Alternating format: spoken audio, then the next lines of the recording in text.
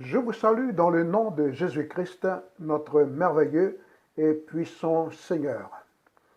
Le thème que j'aimerais développer avec vous, je l'ai intitulé Position ou conditions spirituelles en s'inspirant de la lettre de Paul aux Éphésiens. D'ailleurs, les deux lettres jumelles que sont Éphésiens et Colossiens nous enseignent deux sortes de relations que le croyant de la grâce vit en Jésus-Christ. Éphésiens traite de la relation des croyants avec la tête du corps qui est Christ, tandis que Colossiens traite de la relation de Christ, tête du corps, avec les croyants ou l'Église. En Christ, rappelons, nous avons une relation et non pas une religion. Nous avons une position et non pas une adhésion. Alors, notons 9 réalités sur ce sujet en nous inspirant sur la lettre de Paul aux Éphésiens qui a pour thème la position du croyant en Christ. Paul commence sa lettre aux Éphésiens en disant, au chapitre 1er et le verset 3, « Béni soit Dieu, le Père de notre Seigneur Jésus-Christ, qui nous a bénis de toutes sortes de bénédictions spirituelles dans les lieux célestes en Christ. Alléluia. Amen. » Premièrement, nous dirons que, en tant que croyants, nous sommes élus en Christ. Éphésiens chapitre 1 et le verset 4, nous lisons ceci, « En lui, c'est-à-dire en Christ, Dieu nous a élus avant la fondation du monde pour que nous soyons saints et irrépréhensibles devant lui. » Quelle grâce! Le croyant est l'objet d'un choix divin et non humain. Il faut que nous réalisions, frères et sœurs et amis, que c'est lui qui nous a choisis pour le salut et non pas nous qui l'avons choisi. C'est un privilège et c'est une grâce. Deuxièmement, nous sommes rachetés en Christ. Éphésiens chapitre 1er et le verset 7 nous dit « En lui, nous avons la rédemption par son sang, la rémission des péchés selon la richesse de sa grâce. » Rappelons-nous que nous avons été rachetés de notre vaine manière de vivre par le sang de Christ. Autrefois, notre vie n'était pas agréable à Dieu.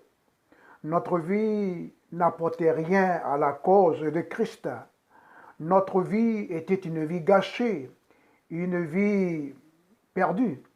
Mais en Christ, par le rachat de notre âme, eh bien, nous pouvons vivre une vie qui le glorifie parce que nous avons été rachetés. Alléluia.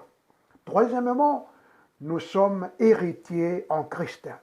Éphésiens chapitre 1er, le verset 11, « En lui, nous sommes aussi devenus héritiers, ayant été prédestinés suivant la résolution de celui qui opère toutes choses d'après le conseil de sa volonté. » J'aimerais dire que le véritable chrétien, le vrai croyant, possède un héritage qui n'est pas terrestre, mais céleste. C'est pour cela que dans Colossiens, au chapitre 3, il est dit « Puisque donc vous êtes ressuscités avec Christ, cherchez les choses d'en haut, attachez-vous aux choses d'en haut. » C'est ainsi que le chrétien, tout en ayant les pieds sur terre, eh bien, il a les regards vers le ciel parce qu'il sait que sa patrie est là-haut dans le ciel où le Seigneur a préparé une place pour lui. Alléluia. Quatrièmement, nous sommes scellés en Christ. Éphésiens chapitre 1er, le verset 13, « En lui, vous aussi, après avoir entendu la parole de la vérité, l'évangile de votre salut, en lui, vous avez cru et vous avez été scellés du Saint-Esprit qui avait été promis. Amen. » Le signe de notre appartenance à Dieu en Christ est le sceau du Saint-Esprit, car la Bible nous dit que tous ceux qui sont conduits par l'Esprit de Dieu sont fils de Dieu. Le Saint-Esprit en toi, mon frère, ma soeur. Le Saint-Esprit en nous. Et non seulement le signe d'un revêtement de puissance et de gloire, mais c'est aussi le signe de notre appartenance au Seigneur. J'appartiens au Seigneur. Je suis la propriété du Seigneur. Ma vie, elle lui appartient. Cinquièmement, nous sommes ressuscités en Christ. Éphésiens chapitre 2, le verset 6.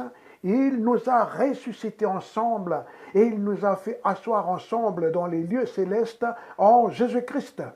Cette résurrection spirituelle de notre âme nous assure une position de supériorité en Christ par rapport aux choses de la terre, par rapport à Satan et de ses artifices de destruction spirituelle. Gloire à Dieu. N'est-il pas écrit dans le livre des psaumes, ton Dieu ordonne que tu sois puissant. Alors nous sommes ressuscités en Christ et nous sommes assis dans les lieux célestes, toujours et toujours en Christ. Sixièmement, nous sommes créés et recréés en Christ. Éphésiens chapitre 2, le verset 10, car nous sommes son ouvrage, ayant été créés en Jésus-Christ pour de bonnes œuvres, que Dieu a préparées d'avance afin que nous les pratiquions. Amen.